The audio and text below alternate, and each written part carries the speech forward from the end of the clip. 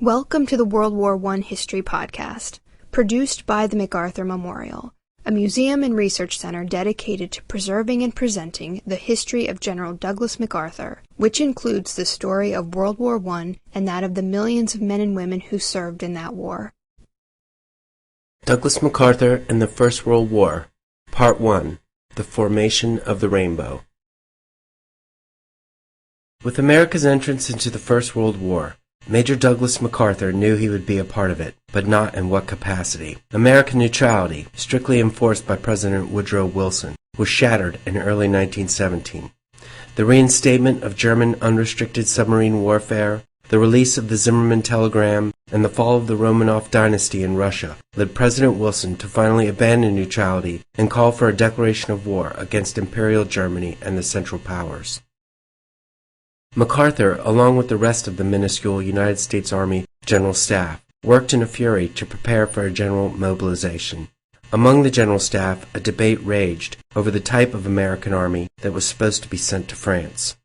MacArthur's fervent belief in the qualities of the National Guard made his views of inestimable value to Secretary of War Newton Baker, and it was those views that led to his serving in France with a very special National Guard division, one made up by units from 26 different states that stretched across the United States like a rainbow. It was with great relief that the Allies received the news of America's declaration of war on April 6, 1917. After almost 3 years of war, their armies and populations were exhausted. The Allies needed troops and had visions of American boys pouring into France by the millions. Both France and Britain sent missions to the United States following the declaration of war. In late April, Foreign Secretary Arthur J. Balfour arrived in Washington with the British, and 3 days later, a French delegation that included Field Marshal Joseph Joffre reached America. Both delegations came to the United States hoping to hear that American troops would soon be arriving in the war zone. On 2 May, Joffre, the hero of the Marne, visited President Woodrow Wilson and insisted that at least one American division be sent to France immediately. The problem was there wasn't a division ready to be sent. It was a shock for Balfour and Joffre when they found out that at the most the United States could have 500,000 men in France by December 1917. The United States was completely unprepared for war. In 1903, the General Staff was created in an attempt to make it the brains of the United States Army, an organization meant to streamline bureaucratic waste and wrestle with the problems of organization, training, and preparedness for war. Fears of a militaristic, Prussian-style General Staff, however, kept it small and with little power. The General Staff was established with the Chief of Staff of the Army at its head, but his authority was undercut by the bureau heads of the Army, like the Ordnance, Artillery, or Adjutant General's office. They all still reported directly to the Secretary of War, and some felt the Chief of Staff had no control over them. In 1912, Chief of Staff Leonard Wood took on a recalcitrant Adjutant General's office with charges of insubordination. It was the first step in giving the Chief of Staff the control needed to prepare the Army for war. Preparedness of the United States Armed Forces had been a topic of debate and argument since the turn of the century. General Wood was a vocal advocate of preparedness and believed that was the function of the General Staff, but his term as Chief of Staff ended in 1914, just before the outbreak of war in Europe. With war in Europe, it would only seem natural that the War Department and the General Staff would be focusing all their energy on preparing the military. President Wilson's stance on neutrality, however, forced inertia on them. The Army's focus was kept on the administration's policy of military interference in Mexico. Wilson didn't want any planning of any kind that appeared antagonistic to either the Allies or the Central Powers. As 1914 passed into 1915, President Wilson felt the political pressure to address the military situation in the United States. The sinking of the Lusitania by a German submarine raised war fever in the United States, and though General Wood left the position of Chief of Staff, he continued to preach preparedness to the rest of the Army and the country.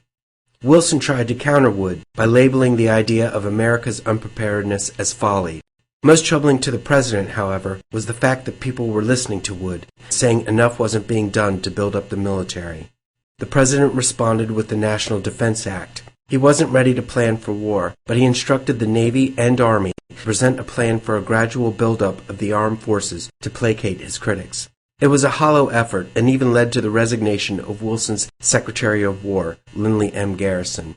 Garrison testified he wanted to create a 500,000-man Continental Army with 100,000 men in the ranks and a 400,000-man reserve. Yet the Secretary's plan met political opposition from those who dreaded a large standing army and those that favored maintaining the National Guard. Eventually, Wilson backed the plan of Virginia Congressman James Hay, calling for an increase in the National Guard.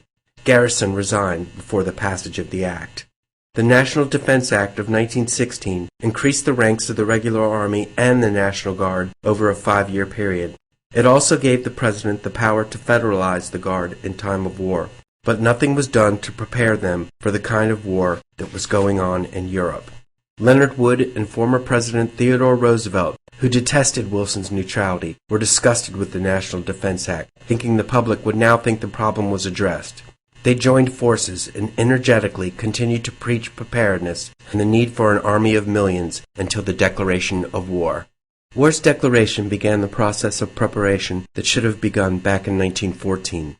General John J. Pershing, the man selected to lead the American Expeditionary Force to France, visited the War Department in May before leaving for Europe. He was astonished at the level of unpreparedness. In 1917, the buildup of the army had to begin from scratch. An army of millions was needed to win the war, and conscription was the only way to get enough men swiftly. Soon after Germany reinstated unrestricted submarine warfare in February 1917, one of the events that drew America into the war, the General Staff and the War Department began to work on the process to begin the draft. Secretary of War Newton Baker, who took over from Garrison in 1916, and Chief of Staff General Hugh Scott, who took over from Wood in 1914, put the plan for the draft together. Shortly after the declaration of war, the Draft Act circulated through Congress. Many members of Congress were reluctant to approve.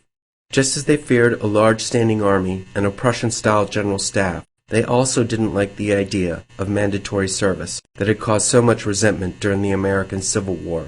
That was one of the reasons the draft was called selective service. The War Department also wisely decided to make the apparatus for the draft civilian rather than military. Selective service, therefore, became a community matter and the duty of citizens. Doubts were overcome and the act was passed. Some believed it was Secretary Baker's War Department press censor who really made the difference. Major Douglas MacArthur had been serving as the press censor for the War Department since 1916. It was his former mentor, General Leonard Wood, who taught him the value of having the press on your side, and it was a lesson MacArthur never forgot. Every day the journalists and newspapermen gathered at his desk, just down from the office of the Secretary of War. His vocabulary, style, and forthright delivery earned him the respect of the entire press corps. Around the time of the declaration of war, 29 of them signed a letter ringing with endorsement of the Major. It took all of MacArthur's talents to win the press, and therefore the country, over to the idea of selective service. On May 18, 1917, the Draft Act passed, and by war's end, over 3 million men were conscripted into service. The question was, how were they to be organized? At some point during the Draft Act's circulation and subsequent passage through Congress, a report was circulated through the General Staff with the endorsement of the Chief of Staff, General Hugh Scott. The report outlined how conscription would enlarge the force of the regular army to 500,000 men, and the National Guard would not be used in the war in Europe.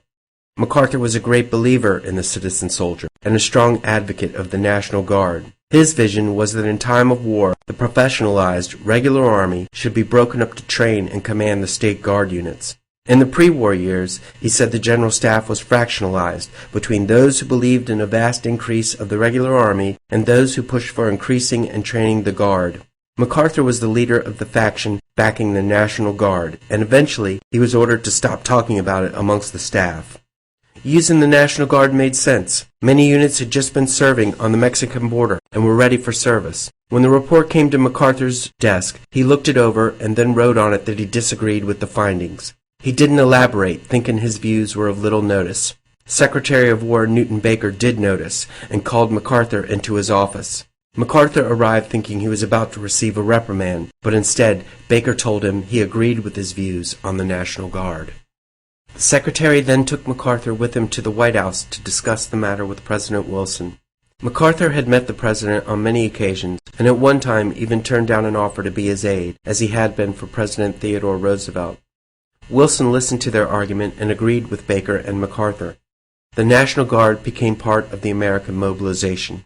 The regular Army divisions would recruit up to strength and be numbered 1 through 25. The state and regional National Guard units would do the same and be in divisions numbered 26 to 42.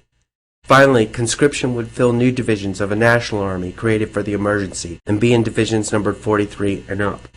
Eventually, all classifications were stripped, and it was one army, in which conscripted troops were replacements for all divisions.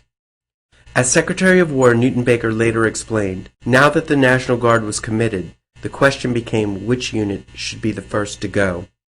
Only the Pennsylvania and New York Guard divisions were up to strength, so it was natural they would be the first. But Baker saw deeper into the problem and thought of the national psychology. Maybe a state would resent having its boys be the first to go. Baker was talking with the head of the General Staff's Militia Bureau, Brigadier General William Mann, about the problem. The Militia Bureau was the section of the General Staff that was responsible for federalizing the National Guard, as prescribed in the National Defense Act of 1916. Baker asked if a composite division could be made out of troops from a number of states and then be the first to go overseas. Mann, a West Point graduate of 1875 and veteran of the Spanish-American War and Philippine insurrection, believed it could be done. Douglas MacArthur was there during the discussion, and then he and Mann retired to investigate the possibility. Upon their return, Mann said yes, unattached units from various states across the country could be brought together to form a full division. MacArthur spoke up, saying, "Fine, that will stretch over the country like a rainbow." In the days that followed, MacArthur, as press censor, explained to the newspapermen how this new unit, slated to be the first to go overseas, was a composite division of units from multiple states that stretched over the country like a rainbow. The press picked up on the term and started calling the unit the Rainbow Division. It was known as the Rainbow Division before it ever became the 42nd Infantry Division. Douglas MacArthur was a valuable officer to the Secretary of War. His handling of the press had been exemplary. His performance on duty with the General Staff was always first-rate, and he earned high praise from Chiefs of Staff Leonard Wood and his successor Hugh Scott. Baker, however, knew the young major's future was with the American Expeditionary Force in France. The Secretary offered command of the Rainbow Division to Brigadier General Mann, but it was on the condition that Douglas MacArthur was his Chief of Staff. Mann was enthusiastic at the suggestion. Shortly after selecting Mann as division commander, Baker asked the major what he thought of Mann taking over the Rainbow. MacArthur said he would need a good Chief of Staff. Baker offered him the job on the spot, with a promotion to the rank of colonel and a choice to remain in the engineers or transfer to the infantry. MacArthur said all he could think about was his father's 24th Wisconsin Infantry in the American Civil War, and he blurted out, "Infantry." The new colonel angered the chief of engineers by his choice, but he left with no regrets. Soon MacArthur and Mann were constructing the division. They selected unattached guard units to fill out the table of organization for the 27,000-man division. Twice the size of British or French divisions, and about the size of a corps in the American Civil War, the divisional scheme of the United States Army in the First World War was a brigade-based system. It was meant to be the largest element of a corps, having all the units and equipment to make it a self-sustaining entity. Artillery, infantry, engineers, ambulance, medical, supply trains, military police, they all made up the division, and in the case of the Rainbow, each one came from a different state. Controlling the Militia Bureau, Mann had the authority to select any unit he wished and secure all the equipment available for this special, truly national division. On August 1st, the order went out to the National Guard units selected to report for duty and form the Rainbow. They were to congregate on Long Island, on the Hempstead Plain, near the train stop at Garden City. So in the summer of 1917, as Colonel Douglas MacArthur closed his office at the War Department and another phase of his career, the Hempstead Plain and the Rainbow Division awaited his arrival. Thank you for listening. If you have any questions, suggestions, or comments, please contact Amanda Williams at amanda.williams@norfolk.gov.